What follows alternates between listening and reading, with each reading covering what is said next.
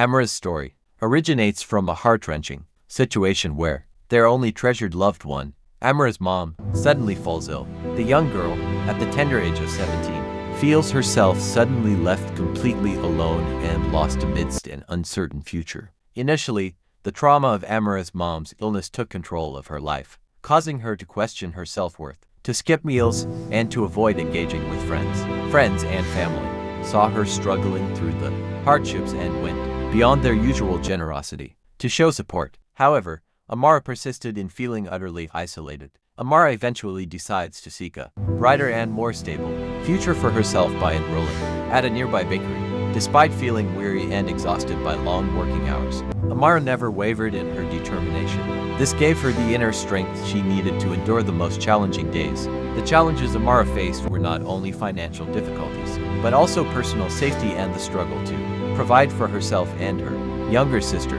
Amara managed to endure these hardships by cooking for herself at times, finding ways to save money, and crafting her uniforms with shears and needles. Gradually, Amara learned how to manage the challenges of life by focusing on finding happiness in writing. It allowed her to express and process her emotions in a healthy way, such as fear, anger, or love. Writing became a source of comfort that allowed her to remember, at least in fragments, her beloved mom who was now gone. Although Amara's mom was physically present no longer, her spirit and lessons of love and strength lingered in her mind and continued to guide her. Amara discovered that she could depend on these moments to move forward towards a better life. Looking back, Amara finds hope that life is not dependent on the loss of her mother. Instead, she learns to lead every single day with enthusiasm and commitment. Even when confronted with difficulties, even friends who once promised, "I'll always be here for you," slowly drifted away. The courage to let lives go of the dark cloud of despair, while and start embracing the bright sunlight.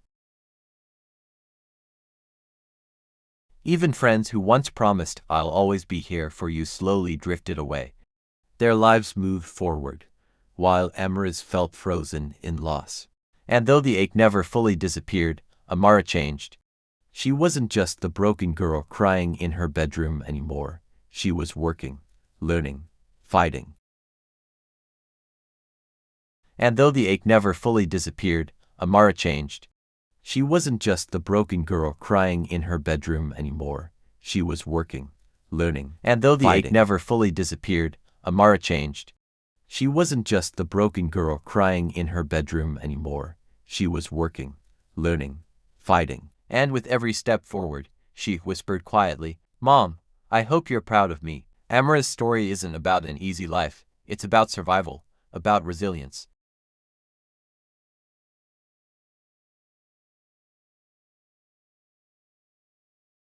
Amara often found herself sitting in her mother's room on the floor crying. Sometimes she'd close her eyes and remember her mother singing while cooking. Her voice soft but full of warmth. Those small, ordinary moments now felt like treasures too valuable to lose. Silence had become Amara's new companion. It wasn't peaceful, it was heavy. It reminded her that laughter no longer echoed through the walls and footsteps no longer followed hers down the hall. She learned quickly that grief is loud in its own way. It screams in the emptiness of a room. It whispers in the middle of the night. It sits with you at breakfast when you realize no one is there to ask you how you slept. But what hurts the most wasn't just losing her mother, it was losing herself. For so long Amara's identity was known as being someone's daughter.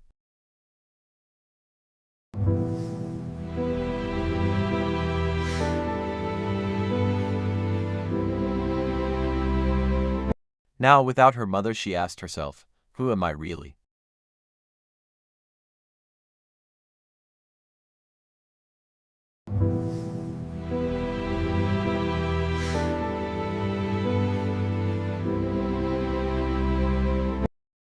At school, she put on a mask, smiling when she had to pretending everything is okay, but the truth was she felt like a stranger in her own skin.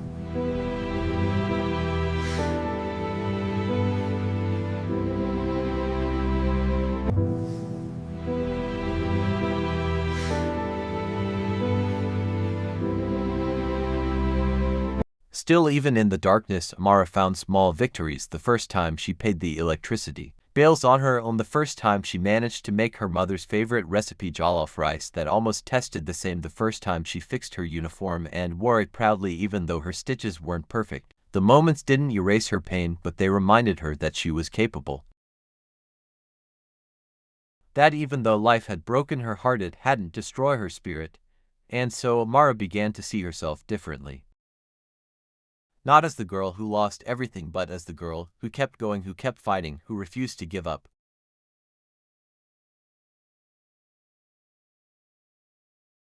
She started to understand that her mother's greatest gifts wasn't just her love, it was the strength she left behind.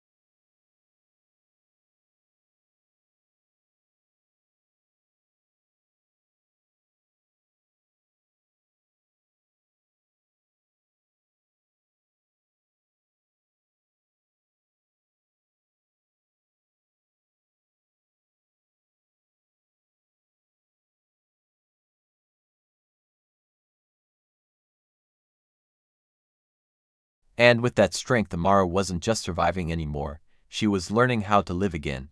Amara's story isn't about an easy life, it's about survival, about resilience, about carrying the love of someone you lost and letting it guide you forward. She may have been an only child, she may have lost the only family she had, but she was never truly alone. Because her mother's shadow was always walking with her.